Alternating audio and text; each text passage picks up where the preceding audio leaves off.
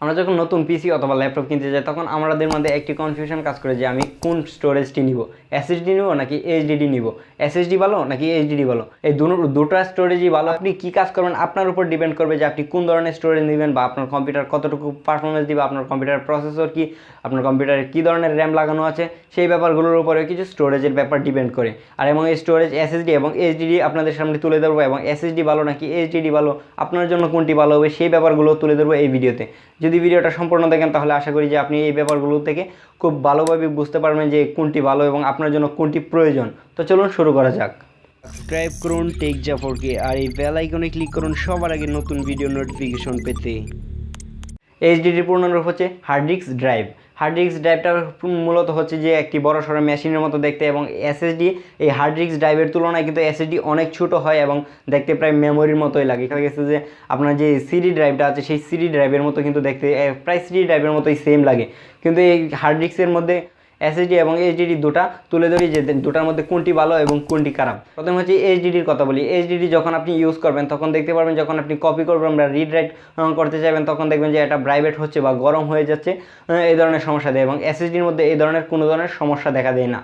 যদি আপনি HDD use করবেন দেখবেন যে আপনার এইচডিডি কিন্তু এসএসডির তুলনায় অনেক পাওয়ার খরচ করে ফেলবো। আপনি যদি ল্যাপটপ ইউজ করে থাকেন তাহলে তো পাওয়ারের অবশ্যই দরকার, এবং আপনার ব্যাটারি ব্যাকআপ যদি আপনি এইচডিডি চালান তাহলে দেখবেন যে আপনার ব্যাটারি ব্যাকআপ যদি 2 ঘন্টা থেকে 3 ঘন্টা যায়, তাহলে দেখবেন যদি আপনি এসএসডি চালান তাহলে দেখবেন যে আপনার ব্যাটারি ব্যাকআপ আরও বেশি বেড়ে গেছে। যখন আপনি আপনার ল্যাপটপটি অথবা পিসি অন করেন তখন যখন আপনার এই অন হওয়ার যে সময়টিগুলো আছে সেই সময়গুলো দেখতে পারবেন যে আপনার পিসিটা অন হতে দেখতে যদি এসএসডি থাকে তাহলে দেখবেন যে আপনি 10 থেকে 13 সেকেন্ডের মধ্যে আপনার পিসি অন হয়ে গেছে। যখন আপনি এইচডিডি ইউজ করেন তখন দেখতে পারবেন যে 40 থেকে 1 মিনিট সময় লেগে যায় আপনার পিসিটা অন হতে, এবং যখন একটি ফাইল ওপেন করতে যাবেন তখনও দেখতে পারবেন যে অনেক ধরনের সময় নেই, এবং এই সমস্যাগুলো কিন্তু এসএসডিতে কোনো অবস্থাতেই হয় না। আপনি যদি এসএসডি চালান তাহলে খুব দ্রুতই ফাইলগুলো ওপেন হয়, এবং যদি একটি অ্যাপ্লিকেশন ইউজ করতে চান তাহলে অ্যাপ্লিকেশনটা কিন্তু খুব দ্রুত ওপেন হয়ে যায় এবং আপনার সামনে চলে আসে খুব তাড়াতাড়ি। আর এইচডিডি রিড রাইট ক্ষমতাটা হয়ে থাকে 50 থেকে 120 এমবিপিএস, আর এসএসডির ক্ষমতাটা হয়ে থাকে 400 থেকে 500 এমবিপিএস স্পিড দিতে পারে আপনাকে এসএসডি। আর আপনি যদি এইচডিডি ইউজ করেন তাহলে দেখবেন যে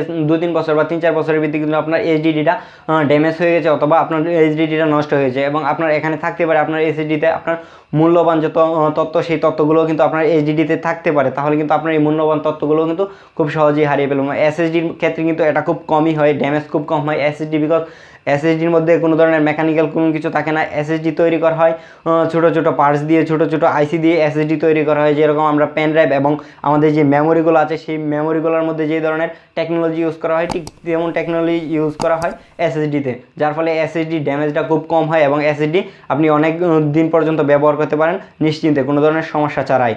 তাহলে এখন আপনি বলতে পারেন যে তাহলে কি এইচডিডি একদম বাদ, একদম ভালো না? না, এটা কোনোভাবেই হতে পারে না। এইচডিডিও ভালো যখন আপনার বাজেট সব থেকে কম থাকবে সেই অবস্থায় আপনার জন্য এইচডিডি বেটার, বিকজ এইচডিডি যখন আপনি 1 টিবি একটি এইচডিডি কিনতে যাবেন তখন দেখতে পারেন 5 থেকে 6 হাজার টাকার মধ্যে একটি এইচডিডি কিনা যায়। যখন আপনি একটি এসএসডি কিনতে যাবেন 1 টিবি একটি এসএসডির দাম প্রায় 25 থেকে 30 হাজার টাকার উপরে হয়ে যায়। তাহলে আপনি এখন কোনটা বেছে নেবেন? 25 থেকে 30 হাজার টাকা, নাকি 4 থেকে 5 হাজার টাকা দিয়ে আপনি 1 টেরাবাইট নেবেন, নাকি 25 থেকে 30 হাজার দিয়ে 1 টেরাবাইট নেবেন? সেটা ডিপেন্ড করবে আপনার উপর। আপনার বাজেট যদি বেশি হয়ে থাকে তাহলে অবশ্যই আপনি এসএসডির দিকে যাবেন, আর আপনার বাজেট যদি কম হয়ে থাকে তাহলে অবশ্যই আপনি এইচডিডির দিকে যাবেন।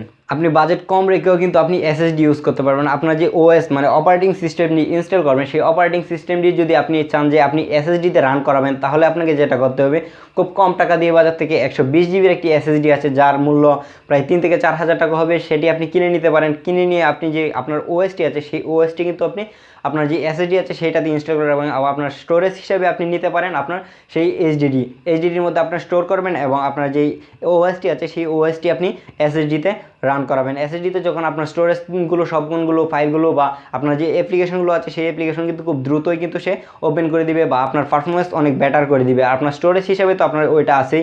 সো আপনি যদি পারফরমেন্স ভালো পেতে চান তাহলে খুব কম টাকার মধ্যে একটি এসএসডি নিতে পারেন 120 জিবি, এটা নিয়ে আপনি ভালো পারফরমেন্স পেতে পারেন। আপনার যদি কোরাই 5 এবং কোরাই 7 হয়ে থাকে তাহলেও নিতে পারেন, কোনো ধরনের সমস্যা নেই। আপনি যদি আফটার ইফেক্ট, প্রিমিয়ার প্রো এই ধরনের বড় বড় ভারী সফটওয়্যারের কাজ করতে চান তাহলে আপনাকে অবশ্যই একটি এসএসডি রাখতে হবে যেটাতে আপনার ওএসটা ইনস্টল করা থাকবে। আশা করি এই ভিডিওটা সম্পূর্ণ বুঝতে পেরেছেন এবং এসএসডি এবং এইচডিডির পার্থক্যগুলোও বুঝতে পেরেছেন। আপনি বেছে নেবেন যে আপনার জন্য কোনটি বেটার হবে এবং আপনার বাজেটের উপরে সবচেয়ে বেশি ভূমিকা পালন করবে যে আপনার বাজেটের উপর আপনার বাজেট কত। আপনার বাজেট যদি ভালো হয় তাহলে ফুলটাই এসএসডি নেবেন, আর মোটামুটির মধ্যে হয় তাহলে আপনি দুটাই নিতে পারেন, দুটা নিয়ে কাজ করতে পারেন, তাহলে আপনি ভালো পারফরমেন্স পাবেন। আর যদি আপনি শুধু এইচডিডি নেন তাহলে আপনি কোনো অবস্থাতেই ভালো পারফরমেন্স পাবেন না।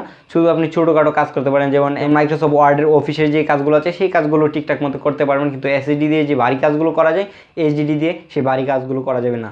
আশা করি ভিডিওটি সম্পূর্ণ বুঝতে পারছেন। আমার এসএসডি এবং এইচডিডি নিয়ে যদি কোনো প্রশ্ন থাকে তাহলে কমেন্ট বক্সে জানাতে পারেন, আপনি প্রশ্নগুলোর উত্তর দেওয়ার চেষ্টা করবো। আর যদি ভিডিওটা ভালো লাগে তাহলে একটি লাইক দিতে পারেন, কমেন্ট করে জানাতে পারেন ভিডিওটি কেমন লাগলো। আর আপনার বন্ধুদের সাথে ভিডিওটা শেয়ার করতে অবশ্যই বলবেন এবং আপনার বন্ধুদেরকেও এই ব্যাপারগুলো শেখার সুযোগ করে দিবেন, শেয়ার করে দিবেন আপনার সকল বন্ধুদের কাছে। আর আমার চ্যানেলের সাথে থাকার জন্য নিচে লাল সাবস্ক্রাইব বাটনে ক্লিক করে সাবস্ক্রাইব করে দিন, পাশে আসা যে বেল আইকনটি দেখতে পাচ্ছেন সেখানে ক্লিক করে দিন সবার আগে নিত্য নতুন আপডেট পাওয়ার জন্য। আজকের মতো এখানেই বিদায় নিচ্ছি, আবারও দেখা হবে পরের কোনো ভিডিওতে। সেই পর্যন্ত ভালো থাকুন, সুস্থ থাকুন এবং আমার চ্যানেলের সাথেই থাকুন। আল্লাহ হাফেজ।